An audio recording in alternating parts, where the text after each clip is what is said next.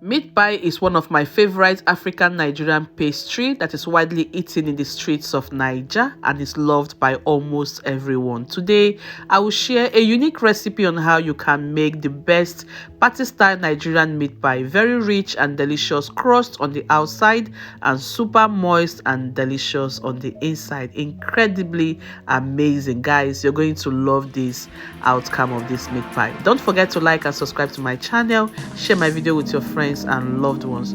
Also follow me on all my social media platforms, my Facebook, Instagram, so that each time I upload any video, you will always be one of the first to get instant alerts. Thank you. First of all, I have placed on my work surface the ingredients to use to prepare the crust. You will need some all-purpose flour. To that, I'll add baking powder. Next, introduce vanilla sugar at the same time with some sugar. I'm using the granulated sugar. I'll add that to the flour. Next, I will introduce salt and nutmeg or cinnamon powder. You can choose either the cinnamon or the nutmeg, but I'm going for the cinnamon precisely. Mix to combine just so that everything will incorporate properly. I will now introduce a bigger bowl because the quantity of flour we are using is exactly 9 cups and it's big. I will also introduce a sieve and carefully sift all dry ingredients. Now, I have always told you the importance of sifting dry ingredients, especially when you're making any African pastry or any pastry related kind of recipe.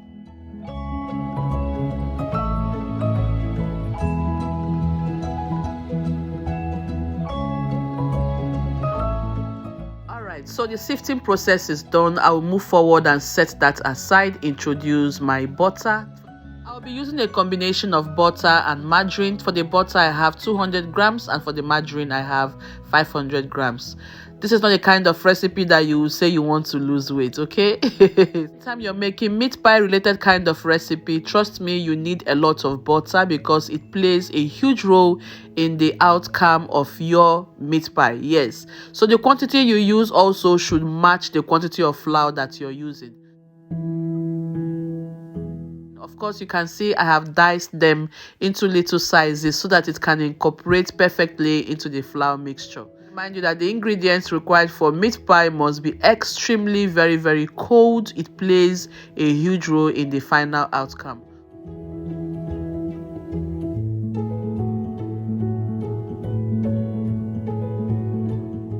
Once mixed and combined, this is what you're going to have, a crumble-like kind of mix. Then you will know that everything is ready. I'll create a hole in the center and then crack in 4 eggs.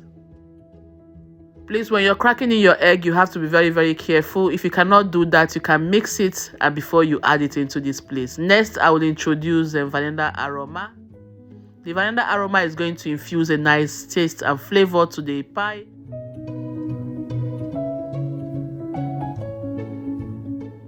Once incorporated perfectly, I'll begin to add the milk step by step, gradually until a perfect dough is formed. For this dough, you have to be very careful because we're not going to mess around with it. Neither are we going to knead it. You're just going to use your hands, fold everything perfectly until the dough comes together. And once the dough comes together perfectly, we are going over to the next step.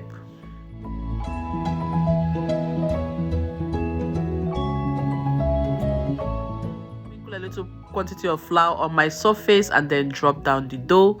The quantity of dough is very big in nature. I'll divide it into 4 segments. Now notice I am not going to knead this dough because while I was folding it in the bowl, I took time to massage it a little bit. So you don't need to knead the dough because you don't want the butter to melt. We are going to fold it into a cling film, transfer it immediately to the fridge and allow it to sit there for at least 30 minutes. These are the ingredients I'll be using to prepare the filling. Place my pot. It is now heated. To that I have added oil to heat and then added onions and green chilies or any chili pepper of your choice. Now this has been frying perfectly for at least 1 to 2 good minutes. Next, I will introduce the minced meat. Once added the minced meat, I'm going to toast everything completely and then introduce different spices. I have here paprika, pepper flakes, thyme. I also have garlic powder, salt, and AROMAT. I'm going to leave all ingredients in the description section, okay? Yes, so add the spices, mix and combine. Here we're going to cover the pot, allow that to cook down for at least 3 to 5 minutes until it turns pale. Right, so 5 minutes later, oh la la, you can see the appearance have changed. It smells so good, guys. It tastes, oh my goodness, it tastes so nice. Yes, because it was properly spiced. This is going to be the secret of the recipe. I'll begin to add the potato and the carrot at the same time into the pot.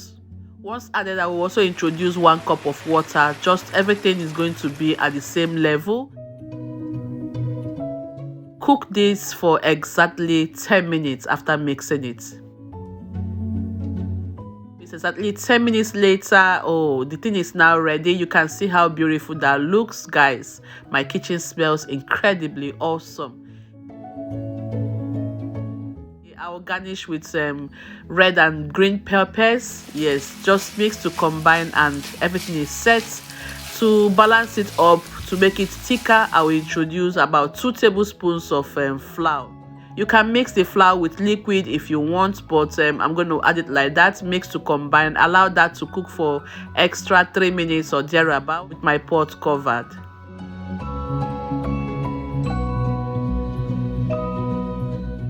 About 3 minutes later, the flour has cooked down completely. You can see the filling is looking so beautiful and it tastes incredibly awesome. In fact, you can even use this to pair with your pasta, your rice, or whatsoever thing you want to enjoy it with.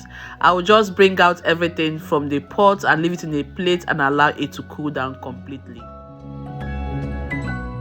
30 minutes later, our dough that has been chilling in the fridge, is time to make use of it. I will drop it there. For every dough, I'm going to divide into 2 portions and then reslice them into 6 portions. You can see the outcome of the dough. It looks as if it is frozen, but it is not frozen, guys. So what I'm going to do now is to drop each segment and roll it like a circle or a kind of ball and flatten with my hands. Next, I will place a baking sheet on top of it. This will help prevent the dough from sticking on the rolling pin. To roll it out to my desired flatness, you don't want it to be heavy. You want the crust to be, small but not too small. Just like you want to make, chin chin. You have to use your meat pie cutter to cut out the segment or the size that you want. But I want my meat pie sizes to be a little bit bigger. Yes, so if you want yours to be smaller, you have to use a smaller cutter. I'll use water and rub by the side. You can also use an egg wash if you prefer. Then I'll use my hands and push the dough accordingly and seal it completely. First of all, I'll use my fingers and seal. Next, I'll use the fork to seal completely. We are going to repeat the same step and process until everything is completed.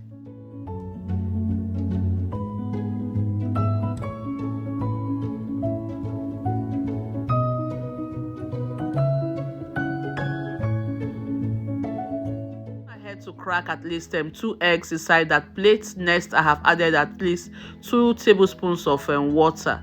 We're going to use that mixture to brush on top of the meat pies that we have already prepared. I'm using my fork to give some kind of hole so that while it is baking, it's not going to rise too much. It is just optional. You don't need to do that. Make sure you coat perfectly because this is what is going to help your pies to come out with golden crust. My beautiful friends, so once you're done, transfer to the oven. Make sure the oven has been preheated at 150 degrees Celsius. You're going to bake the pies for 30 to 45 minutes. About 40 to 45 minutes, our pies are perfectly out of the oven. This is how it looks. It's not too overcooked. You don't want to allow it to stay too long in the oven, otherwise the crust will become too hard and too flaky. So we are going for something moist and soft today, guys. I tell you, these pies were incredibly and out of the moon. In fact, it was so delicious.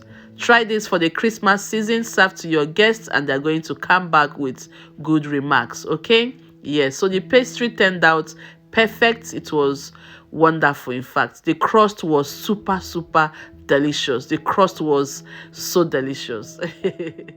Don't forget to like and subscribe to my channel. Share my video with your friends and loved ones. Remember, variety is the spice of life. Follow me on Facebook, Instagram, and all my social media platforms. Until I come your way next time, stay blessed and loved. God bless you. Bye for now. Thank you.